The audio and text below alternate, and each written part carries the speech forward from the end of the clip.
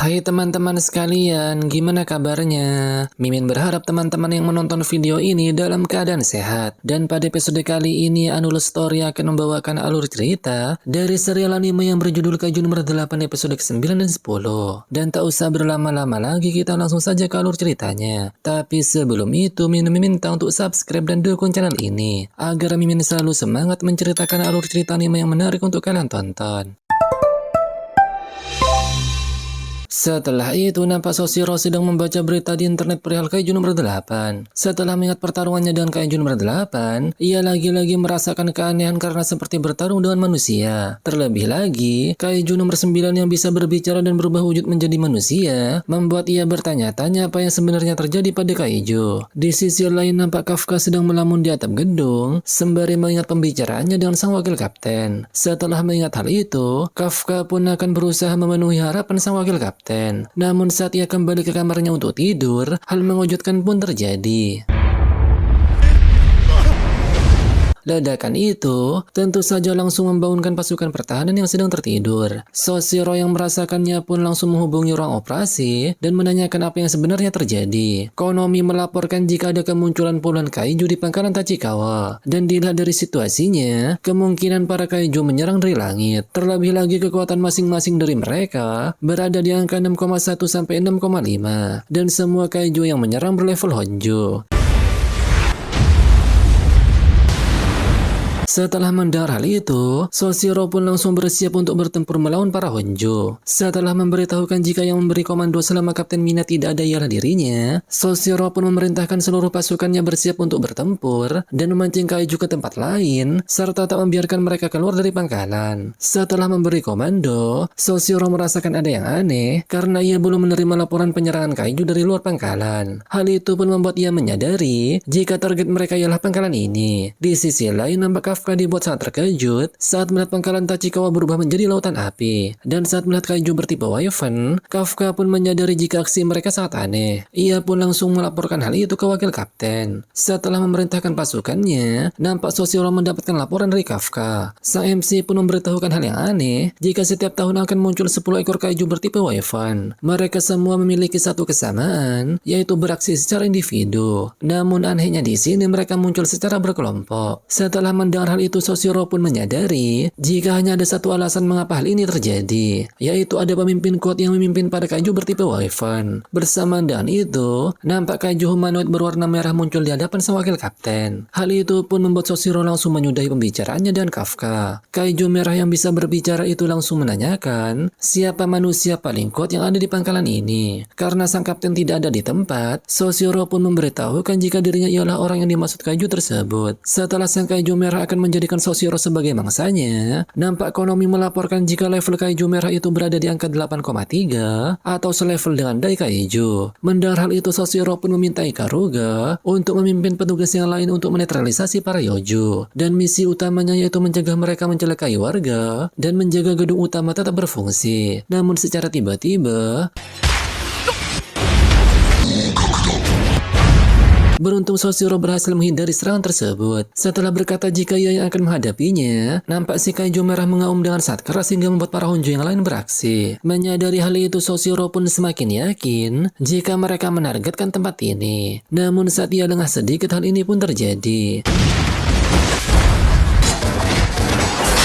Setelah itu, nampak tim Ikaruga menembaki para Honjo. Namun sayangnya serangan mereka sama sekali tak mempan. Bersamaan dengan itu, nampak Kafka memberitahukan ke tim Ikaruga agar tak menyerang Honjo dari depan, melainkan harus menyerang di bagian punggung. Karena di bagian itu juga terdapat sebuah inti dan hanya ada sedikit pelindung. Ikaruga yang paham pun langsung membagi mereka menjadi dua kelompok, yaitu kelompok menarik perhatian kaiju dan kelompok menyerang bagian punggung. Setelah itu, nampak Ikaruga dan Izumo akan bekerja sama melawan salah satu Honjo. Ikaruga yang menjadi umpan sedangkan Izumo yang akan menjadi penyerang. Namun saat Izumo akan menyerang bagian punggung, hal mengejutkan pun terjadi.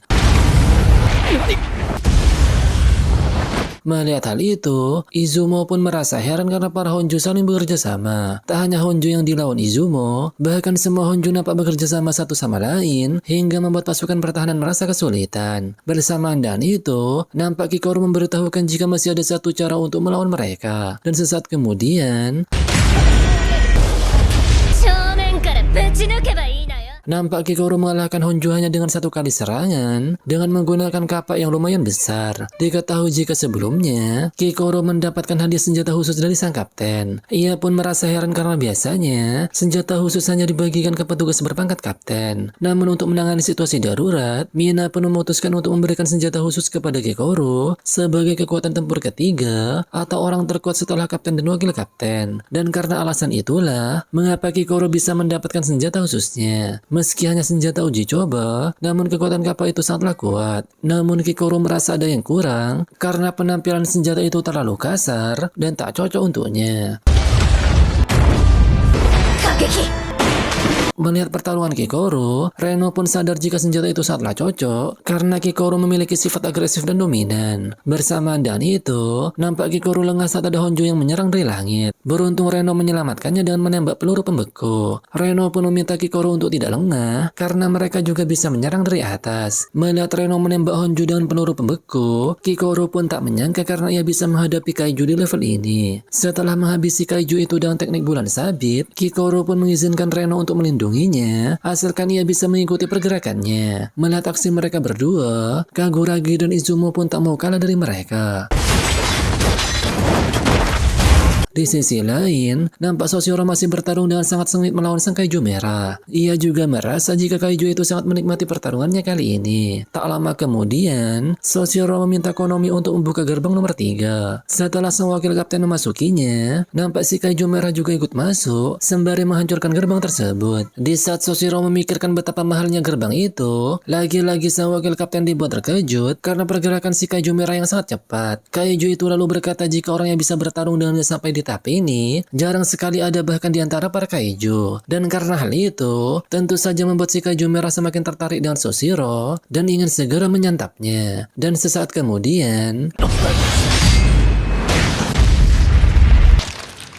meski terpental hebat, namun Soshiro berhasil memotong salah satu tangan si kaiju merah. Setelah itu, sang wakil kapten pun meminta izin untuk mengeluarkan kekuatan penuhnya. Setelah mengeluarkan kekuatan sampai di angka 92%, nampak pertarungan mereka akan kembali berlanjut. Di sisi lain, nampak Minase terdesak saat melawan salah satu Honjo. Dan saat Honjo itu akan melakukan serangan, nampak Kafka berlari untuk menyelamatkan Minase. Namun karena tak akan sempat, Kafka yang tak punya pilihan lain pun akan melakukan transformasi parsial di kakinya.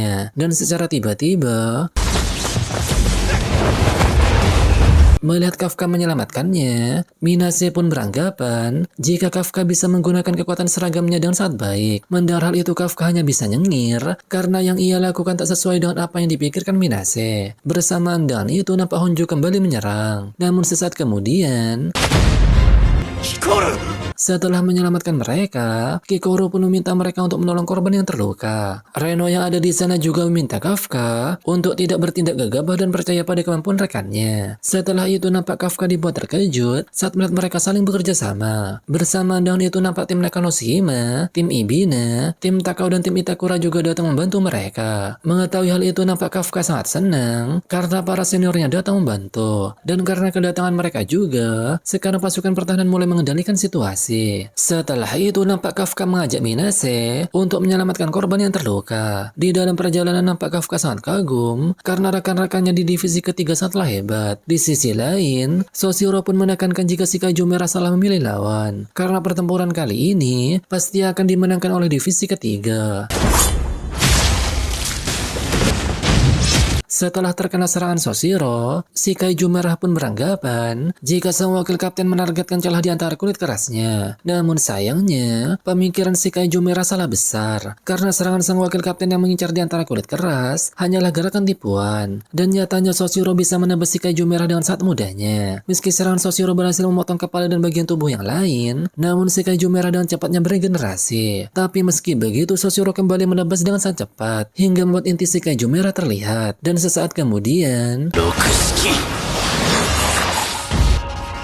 Melihat sang wakil kapten berhasil melumpuhkan si kaiju merah, Konomi dan yang lainnya pun bersorak-sorai dan menguji kehebatan wakil kaptennya. Namun sayangnya Soshiro menyadari jika semuanya belum berakhir. Bersamaan dengan itu nampak Kafka merasakan kesakitan karena merasakan adanya gerakan kaiju meski dirinya tak sedang bertransformasi. Di sisi lain nampak Soshiro dibuat sangat terkejut saat melihat si kaiju merah semakin membesar. Bersamaan dengan si kaiju merah mengeluarkan asap, nampak Konomi memberitahukan jika kekuatan kaiju itu semakin meningkat. Ia pun dibuat sangat terkejut saat mengetahui jika kekuatan si kaiju merah menyentuh di angka 9.0. Dan sesaat kemudian,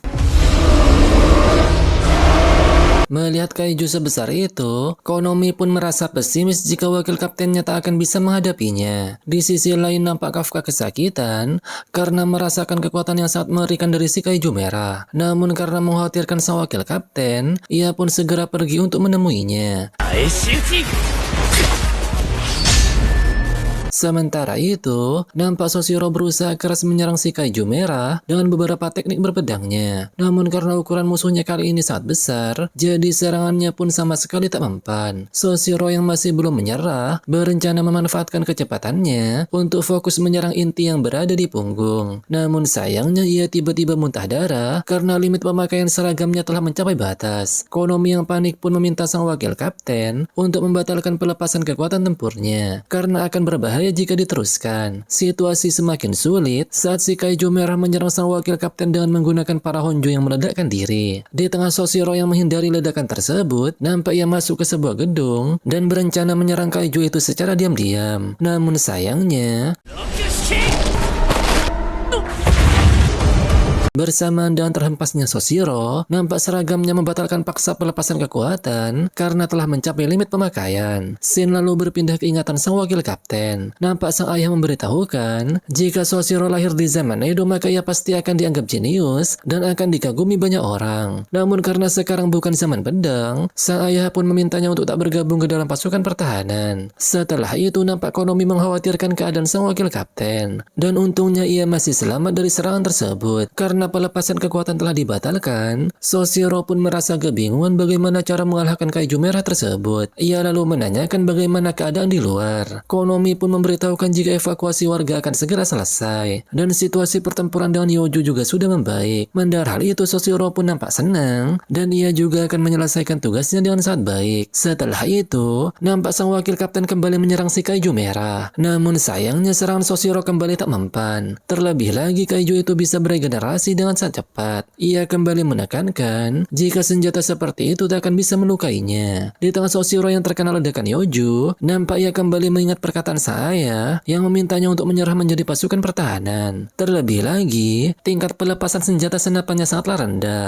Sang ayah kembali menekankan jika di zaman sekarang pedang sudah tak berfungsi. Tak hanya sang ayah, bahkan salah satu kapten dari pasukan pertahanan juga meminta Soshiro untuk menyerah. Karena dalam beberapa tahun terakhir, ukuran kaiju semakin membesar, dan jika hanya mengandalkan pedang maka nyawanya akan melayang. Meski dari kecil perkataan seperti itu sering ia dengar, namun ada satu orang yang malah berkata hal demikian kepada Soshiro. Dan ternyata orang yang dimaksud ialah Mina. Saat itu Soshiro merasa jika Mina akan berkata hal yang sama, yaitu memintanya untuk menyerah. Namun ternyata Mina membutuhkan kekuatannya dan mengajak ia bergabung ke dalam pasukannya. Sang kapten berpikir jika ke depannya mungkin saja muncul kaiju kecil yang sangat kuat. Selain itu berbanding terbalik dengan Soshiro, Mina sama sekali tak bisa memakai pedang, dan karena alasan itulah Mina pun memutuskan untuk menjadikan Soshiro sebagai bagian dari pasukannya. Setelah mengingat hal itu, Soshiro pun tak akan mengkhianati kepercayaan sang kapten yang telah menyerahkan markas ini kepadanya. Bahkan ia akan menjaganya meski harus mati dalam medan perang. Namun sayangnya, setelah Soshiro menyerang dengan beberapa teknik berpedang, ia berhasil ditangkap oleh si kaiju merah. Melihat wakil kaptennya dalam bahaya, Kafka pun memutuskan untuk bertindak. Mendengar keinginan Kafka, tentu saja Reno langsung melarangnya. Karena jika bertransformasi di saat seperti ini, maka ia tak akan bisa lolos. Kafka pun meminta maaf kepada Reno karena nyawa rekannya tak bisa tergantikan. Namun saat sang MC akan bertransformasi, secara tiba-tiba terdengar suara Mina yang mengucapkan terima kasih karena mereka telah bertahan. Mendengar suara itu, Soshiro dengan wajah tersenyum pun berkata jika dirinya yang akan menang. Dan secara tiba-tiba, Melihat keberadaan Mina, si kaiju merah langsung memerintahkan para Yojo untuk menyerangnya. Beruntung Mina berhasil menghindar dengan bantuan si macan putih. Setelah Konomi memberitahukan di mana inti kaiju tersebut, Mina pun bersiap melakukan serangan selanjutnya. Karena kecepatan regenerasi kaiju merah sangat gak ngotak, Soshiro pun memutuskan untuk kembali beraksi. Ia kembali melepaskan kekuatan tempur di angka 63%. Dan sesaat kemudian, namun sayangnya serangan Soshiro kembali tak mempan karena regenerasi kaiju merah sangat lagak ngotak. Bersamaan dengan itu nampak Kikoro tiba-tiba datang dan menyerang si kaiju merah dengan kapak besarnya. Namun sayangnya serangan itu sama sekali tak mempan. Terlebih lagi serangan Kikoro tak bisa menggores kulit si kaiju merah. Melihat hal itu, Soshiro pun meminta Kikoro untuk terus menyerang karena ia akan membelah kulit keras kaiju tersebut. Dan sesaat kemudian,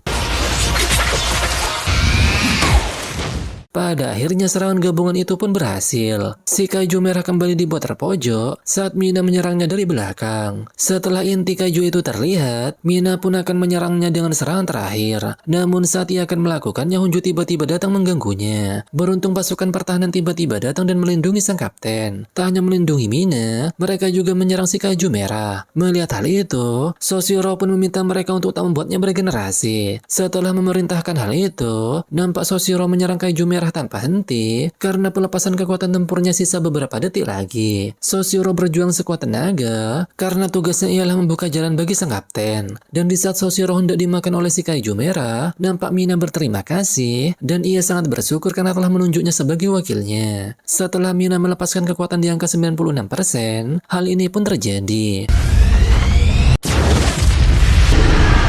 Pada akhirnya kaiju merah itu pun berhasil dikalahkan. Mereka pun nampak senang karena perjuangannya selama ini berhasil membawa mereka pada kemenangan. Kafka juga nampak terharu karena pasukan inilah yang ia impikan sejak kecil. Melihat ekspresi seniornya, Reno lalu memberitahukan jika ini baru permulaan. Karena dirinya dan Kafka juga harus berusaha bersama-sama. Di tengah mereka yang sedang berbincang perihal Yojo yang masih tersisa, entah mengapa si macan putih tiba-tiba merasakan keanehan. Dan ternyata,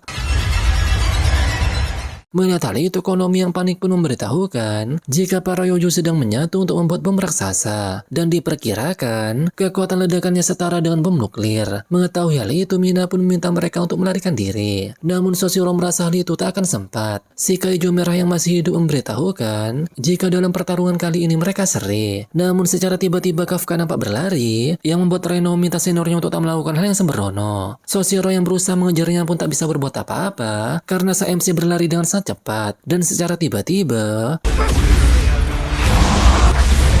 melihat hal itu, sontak mereka langsung dibuat terkejut. Soshiro pun merasa jika kecurigaannya selama ini benar adanya. Dan tanpa disadari ia malah tertarik dengan Kafka dan mengabaikan kemungkinan yang terjadi di depan matanya. Setelah berubah ke wujud kaiju nomor 8, Kafka pun meminta maaf kepada Kikoro karena telah menutupi rahasianya selama ini. Tak lupa juga ia meminta maaf kepada Reno karena tak bisa menepati janjinya. Meski Reno kembali memperingatinya, namun Kafka tak menghiraukan perkataan juniornya. Karena semua anggota telah bertarung dengan mempertaruhkan nyawa, dan ia tak bisa diam saja hanya karena melindungi diri sendiri. Kafka sampai berbuat seperti ini karena ia juga pasukan pertahanan dari divisi ketiga. Dan sesaat kemudian, setelah menjauhkan bom Yojo dan sekuat tenaga, nampak Kafka terjatuh ke tanah. Dan ketika bom itu meledak, Kafka dan sigap pasang badan demi melindungi pasukan pertahanan. Namun sayangnya, meski Kafka berjuang sekuat tenaga melindungi mereka, Mina dan yang lainnya malah menodongkan senjata dan akan menangkap sang kaiju nomor 8. Nah, itu dia alur cerita episode ke-9 dan 10 dari anime kaiju nomor 8. Anul Story akan menceritakan episode ke-11 minggu depan, karena anime ini merupakan anime terbaru yang rilis setiap minggu. Dan sampai jumpa di alur cerita selanjutnya dan terima kasih sudah menonton. Bye-bye.